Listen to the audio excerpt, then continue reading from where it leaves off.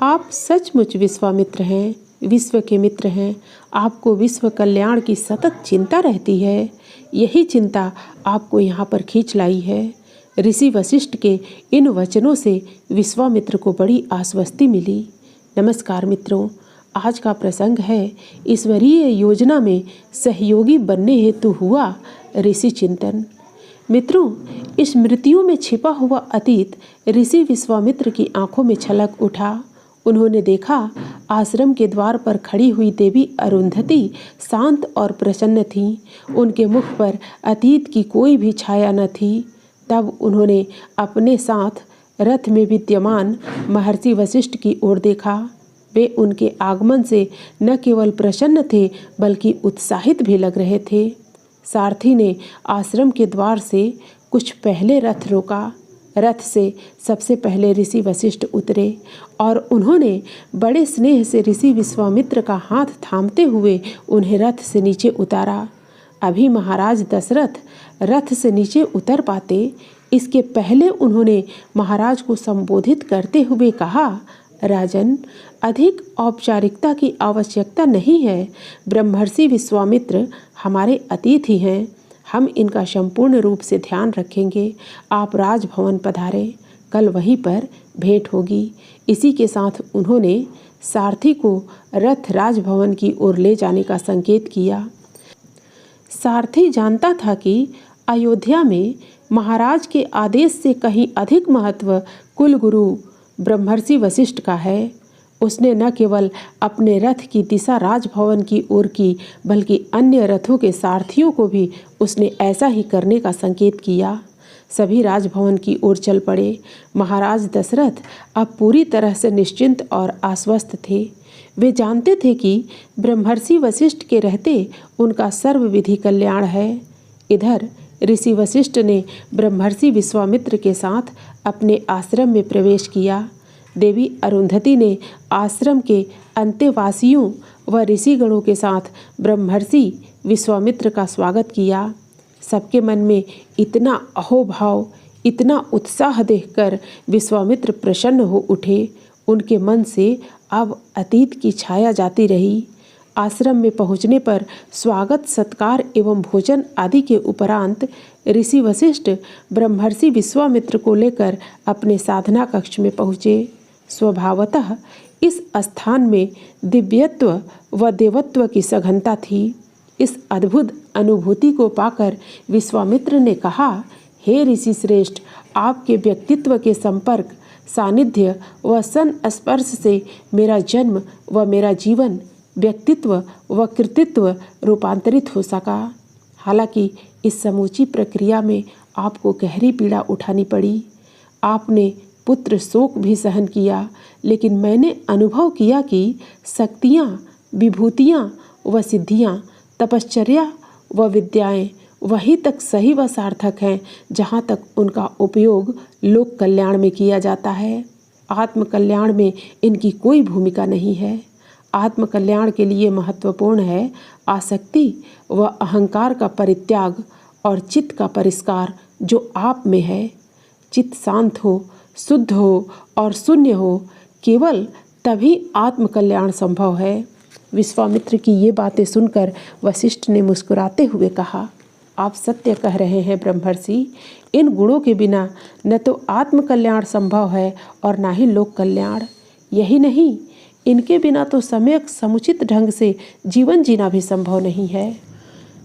परंतु इन सभी गुणों के अंकुरित और पल्लवित होने के लिए आवश्यक होती है सम्यक आत्मदृष्टि, सही ढंग से आत्मनिरीक्षण और आत्म परिष्कार के लिए सम्यक संकल्प।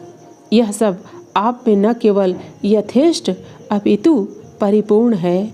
इसी ने आपको राजा विश्वरथ से ब्रह्मर्षि विश्वामित्र के रूप में गढ़ा है, रूपांतरित किया है। आप सचमुच विश्वामित्र हैं, विश्व के मित्र हैं। आपको विश्व कल्याण की सतत चिंता रहती है। यही चिंता आपको यहाँ पर खींच लाई है। ऋषि वशिष्ठ के इन वचनों से विश्वामित्र को बड़ी आश्वस्ति मिली। उन्होंने भावपूर्ण नेत्रों से ऋषि वशिष्ठ की ओर देखा। उन्हें इस तरह देखते हुए देखकर ऋषि वशिष्ठ बोले, आप अतीत को लेकर कोई बात मन में न रखें, इसकी किंचित भी ग्लानि न करें। अतीत में मेरे पुत्रों की मृत्यु हुई, मुझे पुत्र वियोग व पुत्र शोक सहना पड़ा, यह सत्य है। लेकिन इसके साथ जुड़ा हुआ सत्य यह भी है कि यह काल का अमिट व अकाट्य विधान है। इसे होना था, होकर रहना था, सो हुआ। वैसे भी काल जीव के जीवन के शुभ व अशुभ कर्मों के परिपाक का परिणाम भी प्रस्तुत करता है। चित्त में जो शुभ अशुभ कर्म संचित होते हैं वे ही समय पाकर प्रकट होते हैं। इसके लिए कोई न कोई निमित्त कारण के रूप में उपस्थित होता है। इसलिए जो अतीत में हुआ वह हो चुका है। अब उसके लिए न तो चिंता आवश्यक है और ना ही शोक। ऋषि वशिष्ठ आगे बोले, अब और आज आवश्यक है कि हम हरि व हर की लीला में सहयोगी बने, सहभागी बने। साधुता के परित्राण के लिए व दुष्टता को दंडित करने के लिए एक ने नर का रूप धारण किया है और दूसरे ने वानर का। ब्रह्मादेव ने दशानन रावण को जो वरदान दिया है उसके लिए ही उन्होंने यह अवतार लिया है। हमारा अहोभाग्य है कि उन्होंने अपने कार्य में हमें सहयोगी और सहभागी बनाया है। ईश्वरीय संकल्प स्वतः ही प्रकृति का विधान बन जाता है। प्रकृति स्वयं परमेश्वर के संकल्प को पूर्ण करती है और जो इसमें सहयोगी व सहभागी बनते हैं वे धन्य व कृतार्थ होते हैं। धरती पर देव मुहूर्त यदा कदा आते हैं। युग परिवर्तन व युग प्रत्यावर्तन की घड़ियां विरल होती हैं। इनमें मानव को अपने कार्य व कर्तव्य से चूकना नहीं चाहिए। ब्रह्मर्षि वशिष्ठ की इन बातों में ईश्वरीय योजना में मानवीय भागीदारी का संकेत व संदेश था। विश्वामित्र इन बातों को ध्यान से सुनते रहे। उन्हें ऋषि वशिष्ठ का यह सानिध्य संपर्क अतीव सुखप्रद लग रहा था। उन्हें अपनी अंतश्चेतना में ज्ञान के नवीन गवाक्ष खुलने की अनुभूति हो रही थी। अपने सिद्धाश्रम में उनका संपूर्ण समय प्रायः साधना व अनुसंधान में निकल जाता था। इधर बीते कुछ समय से ताड़का, सुबाहु व मारीच के उपद्रव इतने अधिक बढ़ गए थे कि उनसे होने वाली हानियों व क्षतियों के निस्तारण में ही बहुत सा समय चला जाता था। ऐसे में आत्मबोध व जीवन बोध प्रदान करने वाली बातों को कहने सुनने का अवसर ही नहीं मिल पाता था। आज न जाने कितने समय के अंतराल के पश्चात उन्हें यह अवसर सुलभ हुआ था। वे अभी कुछ और सुनना चाहते थे, समझना चाहते थे। उनके इन भावों को जानते हुए ऋषि वशिष्ठ ने कहा, हे ब्रह्मर्षि, हमारे कुछ कर्तव्य हैं। नियति ने, प्रकृति ने हमें कुछ दायित्व प्रदान किए हैं, हमें उनको निभाना है। इन सभी दायित्वों में सबसे बड़ा दायित्व यह है कि नारायण ने नर रूप धारण किया है। मनुष्य जीवन की संभावनाएं भले ही अनंत हों, परंतु उसकी निश्चित सीमाएं हैं और मर्यादाएं भी। मनुष्य जीवन में नीतियों का, नियमों का पालन करना पड़ता है। कर्तव्यों का धर्मपूर्ण रीति व विधान से निर्वाह करना पड़ता है।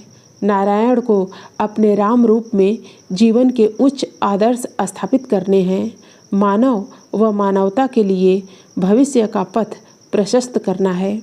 इसी के साथ उन्हें अपने अवतार के उद्देश्य को भी पूर्ण करना है। इतना कहकर ऋषि वशिष्ठ ने ब्रह्मर्षि विश्वामित्र की ओर देखा। इस पर विश्वामित्र ने उनसे कहा, हे ऋषि श्रेष्ठ, आप हमारे मार्गदर्शक हैं, इसलिए संकोच त्याग कर वह कहें जो करणीय है, जो भविष्य के लिए आवश्यक व वांछित है। इसे सुनकर ऋषि वशिष्ठ ने कहा, ब्रह्मर्षि, नारायण के नर रूप की मर्यादाएं बनी रहें और वे अपनी अवतार लीला के लिए आगे बढ़ सकें, इसके लिए हमें उनका सतत सहयोगी बने रहना है। किसी भी रूप में मानव जीवन की सीमाएं व मर्यादाएं इसमें अवरोधक न बन पाए।